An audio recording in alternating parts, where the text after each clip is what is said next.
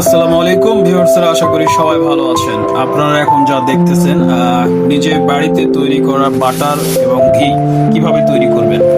এখানে এই যে বাটার অলরেডি তৈরি হয়ে গেছে, আর এখানে বাটার তৈরির প্রসেসিং চলতেছে। আসলে প্রসেসিং করতে কি করতে হবে, আপনার দুধের যে শটটা থাকে সেই শটটা, যেহেতু আমরা অল্প করে দুধ কিনি, 1 কেজি 1.5 কেজি কিনি, ওটা রেখে রেখে জাল দিয়ে দুধের সরগুলো জমা করে করে প্রায় আমাদের 1 কেজি 1.5 কেজির মতন দুধের সর হয়েছে। সেটা থেকে আমরা বাটার তৈরি করতেছি বাসায়। আর তার তৈরির প্রসেসিং বিশেষ কিছুই না, শুধু এই যে আইসক্রিম আছে, যাদের ফ্রিজে এরকম গোল গোল আইসক্রিম হয়, তারা এই আইসক্রিমগুলো ঠিক এই যে বাটির চারিদিকে দিবেন। দেওয়ার পরে মাঝখানে ওই দুধের শটটা ব্লেন্ড করার পরে এই বাটির মধ্যে দিয়ে ঠিক মাঝামাঝি রাখবেন, আর হাত দিয়ে এরকম ভাবে মানে গোল করার চেষ্টা করবেন। তাহলে দেখবেন যে আস্তে আস্তে আস্তে এই ঠিক এই যে এটার মতো শক্ত হয়ে যাবে, এটার মতো শক্ত হয়ে যাবে। ততক্ষণ আপনারা লাইনে থাকেন, আমরা শেষ প্রসেসিং পর্যন্ত আপনাদের সাথে থাকবো।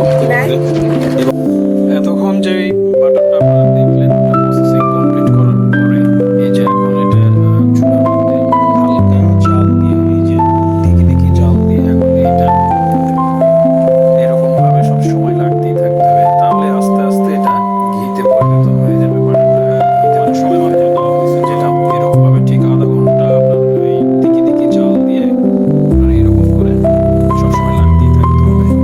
সর্বশেষ পর্যন্ত আমি করে আপনাদের দেখাবো এরকম কতক্ষণ করতে হয়, মিনিমাম আধা ঘন্টা করতে হবে।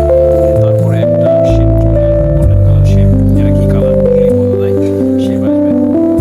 তারপরে আপনারা দেখতে পাবেন, লাইনে থাকবেন এবং দেখতেই থাকুন সর্বশেষ পর্যন্ত হাতের তৈরি বাড়িতে তৈরি ঘি। 5 মিনিটের মধ্যে আমাদের এই কালারটি চলে আসছে। আমরা আরো এটা 20 মিনিট ঠিক এরকম ভাবে হাত দিয়ে নাড়াচাড়া করতেই থাকবো, তাহলে এটা আমাদের ঘিতে পরিণত হয়ে যাবে এবং 100% ঘি। এর মধ্যে কোনো ভেজালবিহীন হাতে তৈরি ঘি। একদম সহজ উপায়ে আপনারা ঘি তৈরি করতে পারবেন। বাজার থেকে ঘি কিনলে দেখা যাচ্ছে অনেক সময় ভেজাল থাকে,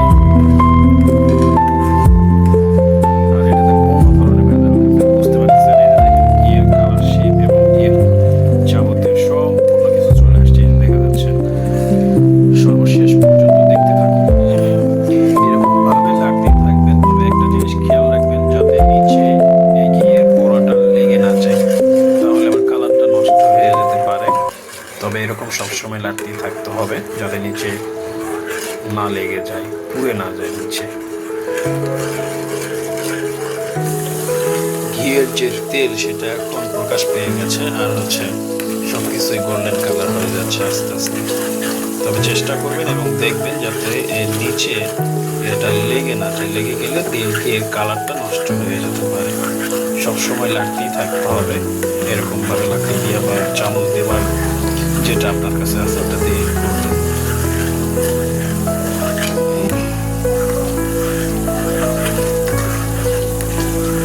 20-30 মিনিটের ভিতরে ঘি আসলে রেডি হয়ে যাবে।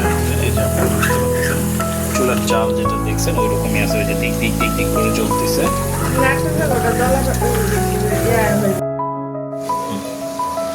আমাদের ঘিয়ের কালার এবং শেপ সম্পূর্ণটা হয়ে গেছে। এখন চুলা থেকে নামানোর সময় হয়ে গেছে। আমরা কিছুক্ষণের মধ্যে চুলা থেকে এটা নামাবো এবং ঠান্ডা করব। ঠান্ডা করার পরের যে কালারটা আসবে সেটাও আপনাদের দেখাবো। 20 মিনিটের মধ্যেই হয়ে যাবে এরকম কালার। আপনি চুলায় উঠাই দিয়ে কিন্তু কোথাও যেয়ে থাকতে পারবে না, তাহলে কিন্তু পুড়ে যাবে। দেখছেন কত সুন্দর হয়ে গেছে। আমাদের ঘিটা জাল দেওয়ার পরে এই মগে ঢালছি ঠান্ডা করার জন্য। এই যে দেখেন কালারটা কত সুন্দর, একদম পরিষ্কার তেলের মতো। এটা ঠান্ডা হয়ে গেলে এটা দানা দানা ভাব চলে আসবে। ঠিক আছে, ধন্যবাদ সবাইকে।